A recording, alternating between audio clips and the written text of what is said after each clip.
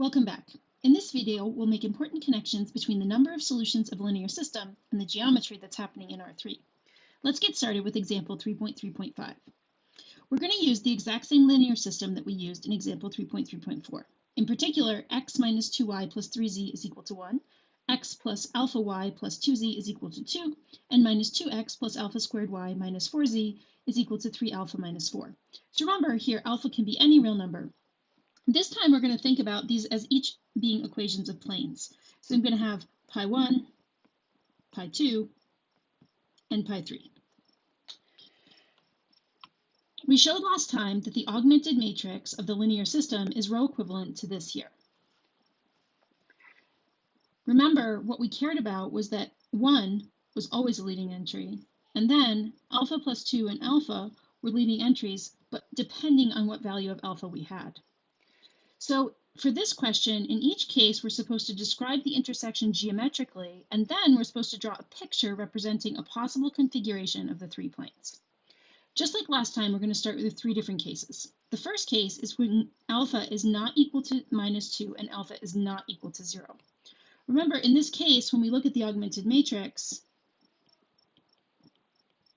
which is row equivalent to 1, minus 2, 3, 1, 0, alpha plus 2, minus 1, 1, and 0, 0, alpha and 2 alpha. Because alpha is not negative 2 and alpha is not equal to 0, I know that alpha plus 2 is leading entry, alpha is leading entry, and then we have the 1 that's always leading entry. So remember, this is a consistent system with 3 variables and 3 leading entries, which means a unique solution. So last time, we said the linear system has a unique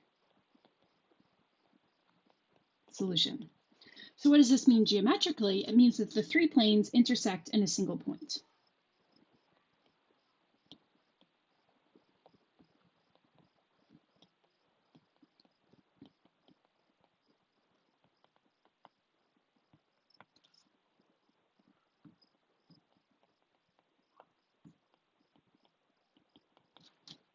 So now we just need to draw that. So let's give it our best. So how I'll draw that is as follows. I'm just going to think about the 3 planes as intersecting in a single point. So I'm going to draw in 3 different axes almost. And then I'll draw each plane as follows. So the first plane will be here. So we'll call this one pi 1. And the second plane, the second plane will be here.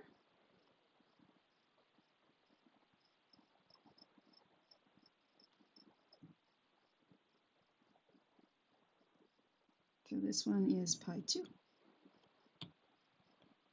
And finally, we'll draw the third plane like this.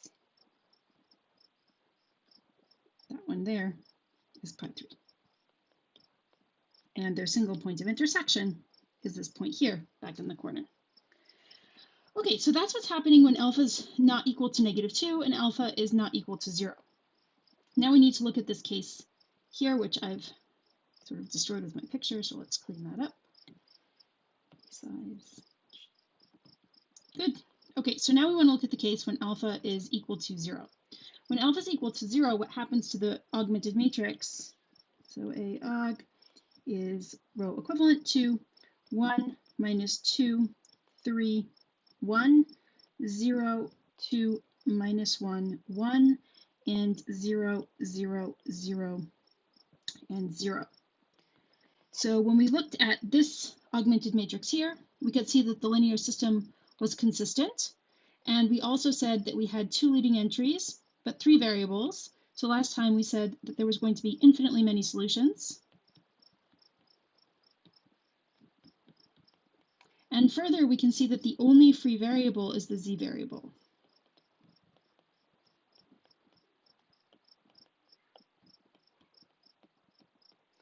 So remember, in R3, when we have a solution that has just one free variable, we know that the intersection has to be a line.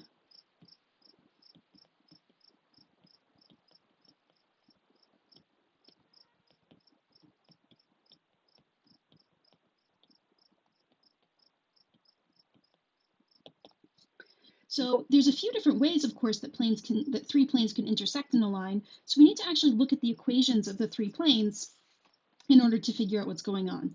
So let me write them down for you, where I filled in the alpha with 0. So the first plane will be x minus 2y plus 3z is equal to 1.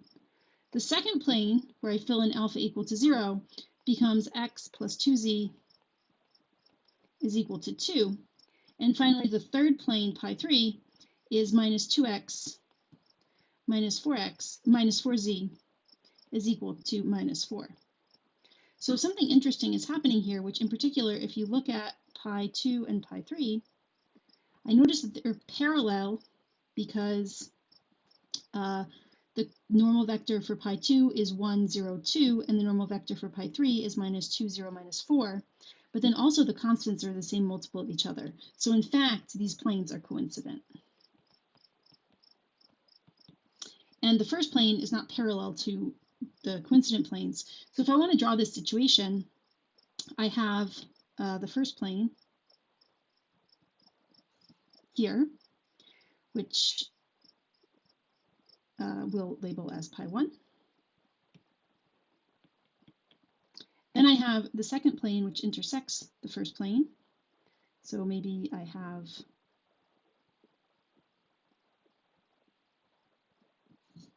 this is pi 2, and their line of intersection is here. But then finally, pi 3 is actually coincident to pi 2, so I just have to draw it right on top. Pi 2. Oops.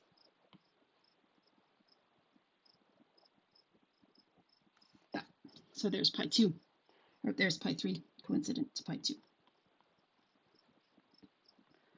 Okay, so now when I move on to alpha equal to negative 2, again, we're going to do the same thing. We're going to look at the augmented matrix. And we've seen in the previous video that we can reduce this to the form 1 minus 2, 3, 1, 0, 0, minus 1, 1. And then we had to actually do one row reduction step, but I'll skip that here. You can look back at the previous video if you can't remember. But so this is what we got. And remember, what we said is that because of this row here, which is 0, 0, 0, minus 6, we have 0 equal to minus 6, so we have no solutions. So the three planes have no common intersections. Okay, so if we want to draw this, again, there's a few different ways we could have three planes that don't intersect. For example, we could have three parallel planes that aren't coincident. Those wouldn't intersect. And so let's actually look again at the equations of the three planes to try to get a better idea of what's going on. So this time the first plane is pi 1, which is x minus 2y plus 3z equal to 1. Pi 2 is x minus 2y plus 2z is equal to 2. And finally, pi 3 is minus 2x minus 4y minus 4z is equal to minus 10.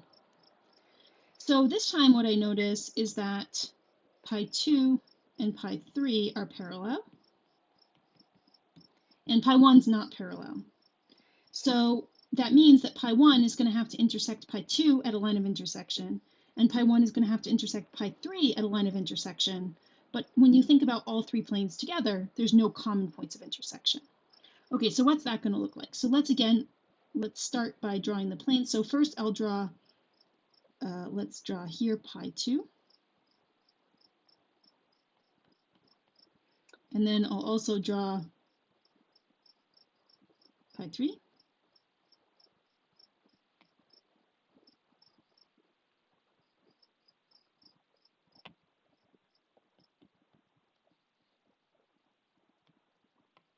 Let's make pi 2 look nicer too.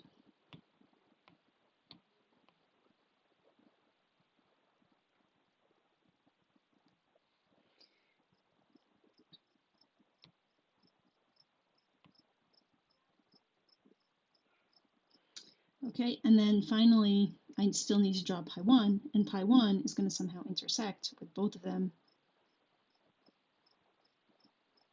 maybe like this. And so here's pi 1, and notice that I have a line of intersection here. So there's one line of intersection, and I have another line of intersection here. So this is what a possible configuration of these three planes would look like.